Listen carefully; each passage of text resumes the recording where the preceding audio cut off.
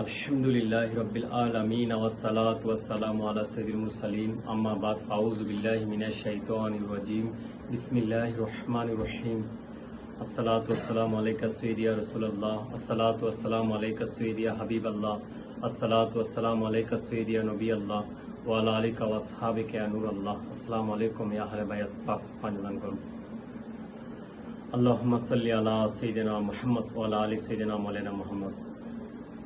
দূরের ও কাছের সকল দর্শক ভাই বোন সবাইকে জানাচ্ছি আন্তরিক শুভেচ্ছা অভিনন্দন এবং আমাদের মাঝে আলহামদুলিল্লাহ 1447 হিজরি এসেছে, সেটা শুভেচ্ছা মোবারকবাদ এবং অভিনন্দন ইনশাআল্লাহ হিজরি নববর্ষের। আলহামদুলিল্লাহ আজকের দিনটা অনেক গুরুত্বপূর্ণ দিন। এমনিতে বছরে 5টা দিন খুবই গুরুত্বপূর্ণ দিন আছে, যে শব বরাত, শব কদর, শব মেরাজ, ঈদুল ফিতরের রাত, ঈদুল আজহার রাত, এমনকি জুমার রাত। জুমার রাত অনেক গুরুত্বপূর্ণ দিন, যে দোয়া কবুলের সময়, যে জুমার দিন আলহামদুলিল্লাহ দোয়া কবুলের সময়।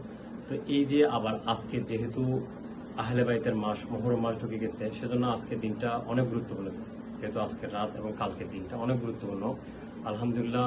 যেহেতু জুমা আমরা পেয়েছি, সে জুমারও অনেক গুরুত্বপূর্ণ, অনেক তাৎপর্য ভূমিকা রয়েছে আলহামদুলিল্লাহ। তো আসলে আমরা জুমার নামাজ যথাযথভাবে আদায় করবো ইনশাল্লাহ। এই সবার আগে আগে মসজিদে যাওয়ার জন্য চেষ্টা করবো সবসময়। এরপরে যে অনেকে জুমার আসলে আমরা সুন্নি মুসলমান অনেক সময় দেখা যায় খুব খারাপ লাগে যে 2 রাকাত নামাজ আমরা পড়ে চলে আসি, কিন্তু আমরা যে 2 রাকাত নামাজ পড়ি সেটা তো আমরা সওয়াব পাবো, কিন্তু আমাদের কমসে কম আমাদের 10 রাকাত নামাজ পড়া দরকার।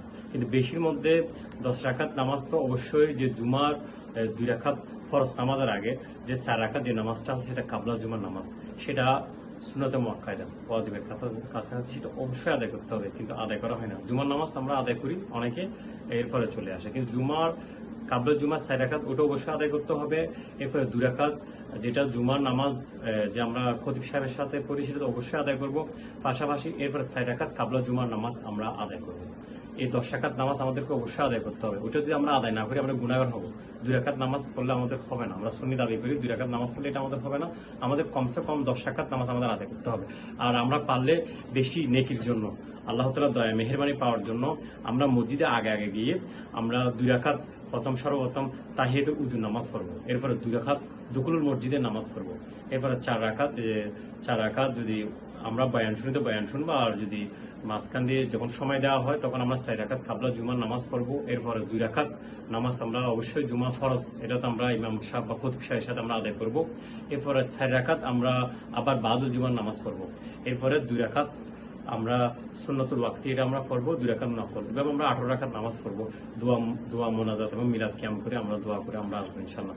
এই যে জুমার দিন তকদির পরিবর্তন হয় ইনশাল্লাহ। আমরা সম্পূর্ণ নামাজ আমরা পড়ার চেষ্টা করবো, যে 2 রাকাত নামাজ পড়ে আমরা তাড়াহুড়া করে আমরা মসজিদ থেকে আসবো না।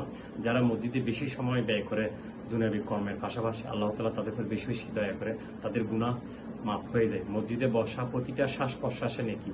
আর যদি এতেকাফের সহিত মসজিদে ঢুকে, এটা দোয়া আছে যে দরুদ শরীফ পড়ে, আল্লাহুম্মা সাল্লি আলা সাইয়্যিদিনা মাওলানা মুহাম্মদ আল্লাহুম্মা তাআলি আবা রাহমাতিকা, এরপরে আবার দরুদ শরীফ বা নাওয়াইতু সুন্নাতুল ইতিকাফের নিয়তে আমরা থাকলে আমাদের প্রত্যেকটা শ্বাস প্রশ্বাসে নেকি হবে। তাহলে আমরা মসজিদে যদি কোনো কারণে থাকি, কোনো কিছু খাওয়া হয়, সেটা আমরা খাওয়া আমাদের জন্য জায়েজ হবে। কিন্তু অনেক সময় যদি এতেকাফের নিয়ত করা ছাড়া মসজিদে কোনো কিছু খাওয়া, সেটা অনেক বড় গুনাহ রয়েছে, সেটা আমলনামা নষ্ট হবে। সেজন্য আমরা মসজিদে সবসময় আমরা এতেকাফে থাকবো। এতেকাফে থাকলে আমরা মসজিদের স্পেশাল মেহমান হব, যে আমাদের ইনশাল্লাহ সগীরা গুনাহ জুড়ে যাবে ইনশাল্লাহ।